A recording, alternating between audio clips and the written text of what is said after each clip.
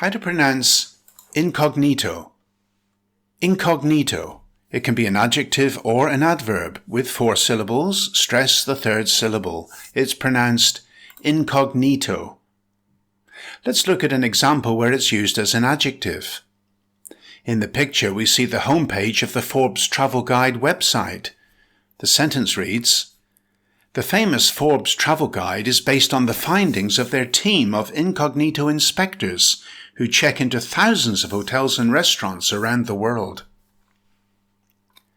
Has this video helped you? Hit like now and continually improve your English by subscribing to this channel.